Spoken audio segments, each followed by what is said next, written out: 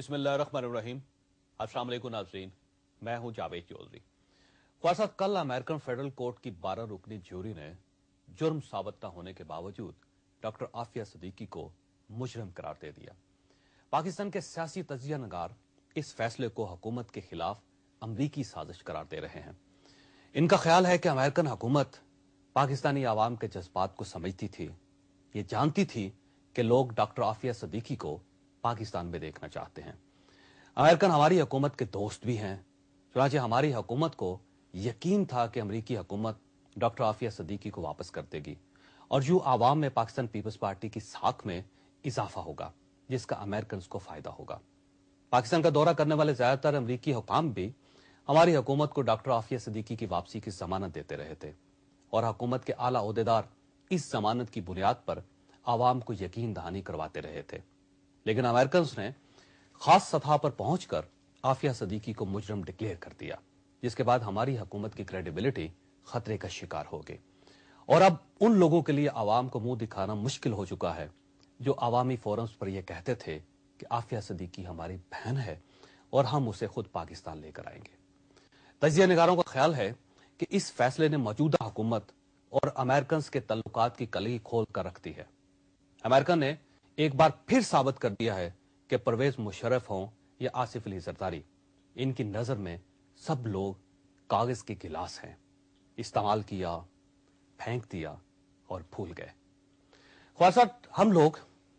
Doctor Aafia Siddiqui کے فیصلے کے دو پہلوؤں پر توجہ نہیں دے رہے۔ اس فیصلے کا پہلا پہلو عافیہ صدیقی کی قومیت اور مذہب ہے۔ آپ فرض کیجئے اگر عافیہ صدیقی کا نام میری، الزبتھ، کیتھرائن یا جولیا ہوتا، یہ کیلیفورنیا کے کسی یہودی یا کیتھولک گھرانے میں پیدا ہوتی، یہ امریکن نیشنل ہوتی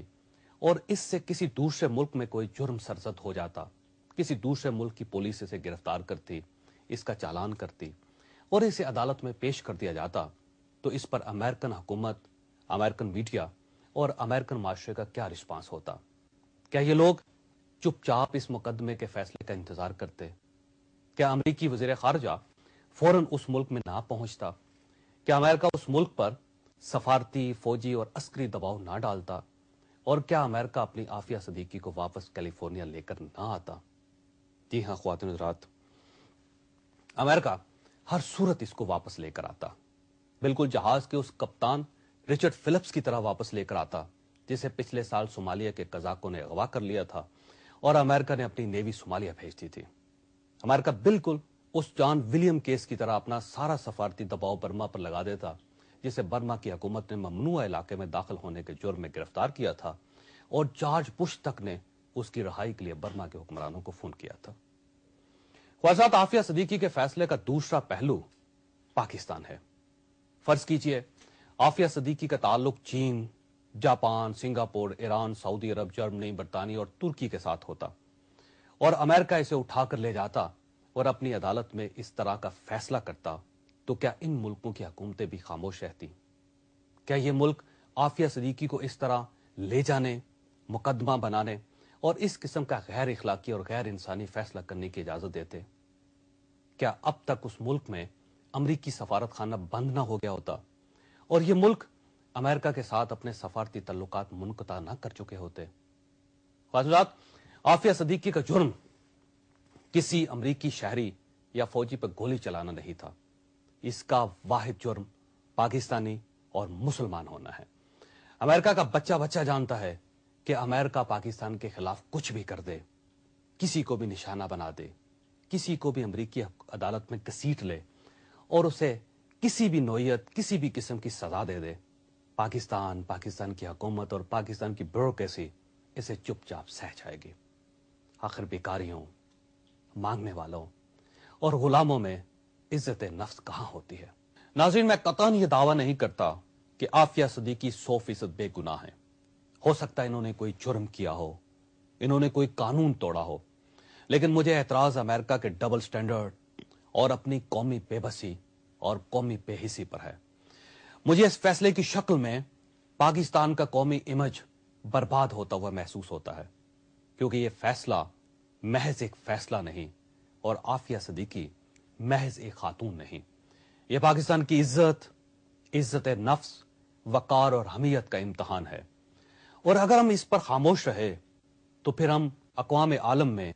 قوم کی حیثیت سے زندہ نہیں رہ سکیں گے۔ ناظرین، ہمیں، ہماری حکومت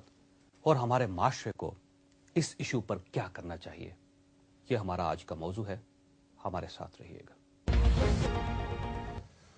ویلکم بیک ناظرین، ہمارے پہلے مہمان ہیں سینیٹر ظفر علی شاہ صاحب، پاکستان مسلم لیگ نون کے ساتھ ان کا تعلق ہے، مشہور وکیل ہیں اور اس کے ساتھ ہیومن رائٹس ایکٹیوسٹ بھی ہیں، بڑے ہر قسم کے کیسز پہ جاتے رہتے ہیں، کرتے رہتے ہیں، بڑے مشہور اس معاملے میں۔ سراج الحق صاحب جماعت اسلامی کے نائب امیر ہیں، اور جماعت اسلامی وہ جماعت ہے جس نے عافیہ صدیقی کے لیے جلوس نکالنے اور تحریک چلانے کا آغاز کیا۔ ان کے ساتھ ہمارے تیسرے مہمان ہیں سینیٹر فیصل رضا عابدی صاحب، پاکستان پیپلز پارٹی کے ساتھ ان کا تعلق ہے، اور یہ میں آپ کو بتاتا چلوں کہ ڈاکٹر عافیہ صدیقی انہی کے حلقے سے تعلق رکھتی ہیں۔ یہ بتائیے گا ظفر علی شاہ صاحب کہ کیا ہونا چاہیے، قوم کو کیا کرنا چاہیے اس ایشو پہ؟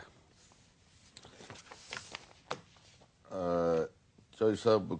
قوم میں بھی شامل ہوں، آپ بھی شامل ہیں۔ قوم چونکہ بہت بڑی قوم ہے، قوم کے بارے میں اتنی جرت نہیں کر سکتا، میں چھوٹا آدمی ہوں، قوم کو میں کیا کہوں کہ قوم کو کیا کرنا چاہیے، حکومت کو کیا لیکن حکومت کو ایک کپ پانی میں ڈوب کر خودکشی کر لینی چاہیے۔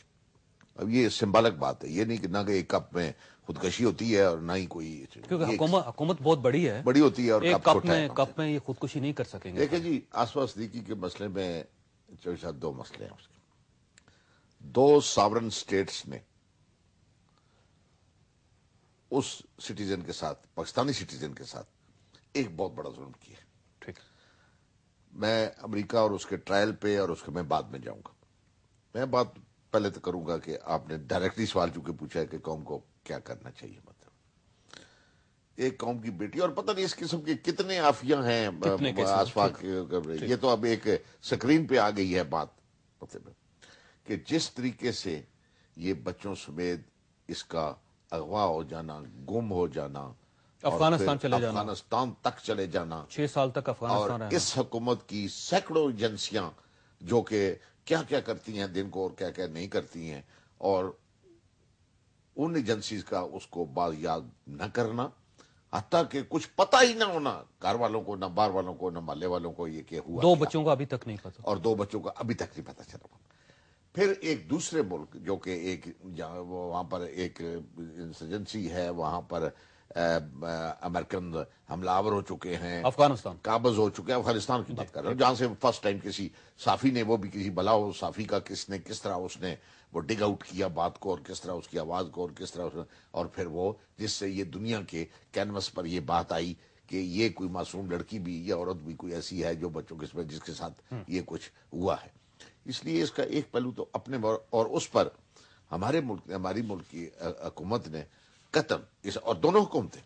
یعنی اس سے پہلے والی جناب مشرف صاحب کی، مطلب ہے بڑے مکے دکھلاتے تھے لوگوں کو اور دوسروں کو اور تیسروں کو، لیکن اپنے ایک شہری کی، اور میں یہ اگر یہ کہوں کہ ان کو میں شاید گلہ بھی نہیں کر سکتا کہ چونکہ انہوں نے تو خود کہا میں تو آدمی دے کے میں تو ڈالر لیتا رہا ہوں، مطلب اب جس شخص کی یا جس حکمران کی مینٹلٹی یہ ہو کہ اپنے ملک کے شہریوں کو وہ فروخت کرنا اپنا اعزاز سمجھتا ہو، اپنے ملک کی ایک بڑی کامیاب خارجہ پالیسی سمجھتا ہو، مطلب میں اس پہ میں کوئی حکومت کو کیا کرنا چاہیے، حکومت کو سیریس اب حکومت والی بات ہے، حکومت کو کیا کرنا چاہیے، میں تو یہ کہتا ہوں کہ حکومت وہ کچھ نہیں کر سکی جو حکومت کہتی رہی ہے کرنا کیا چاہیے۔ میرے تو چھوڑے نا، میں تو ممکن ہے ویسے ہی کوئی زمین آسمان کے کلابے ملا دوں کہ انہیں یہ کرنا چاہیے تھا، کم از کم وہ تو کر دیتی جو یہ کہتے رہے، ان کے نمائندے کہتے رہے، منسٹر کہتے رہے، فارن منسٹر کہتے رہے، ہم ان کو لے کر آئیں گے، ہماری وہ بہن ہے، یہ ملک کی بیٹی ہے، ملک کی عصمت ہے، جتنے پیسے لگائیں گے، لیکن ہم ہر فورم پہ کیس لڑیں گے، لیکن آپ کے فیصل رضا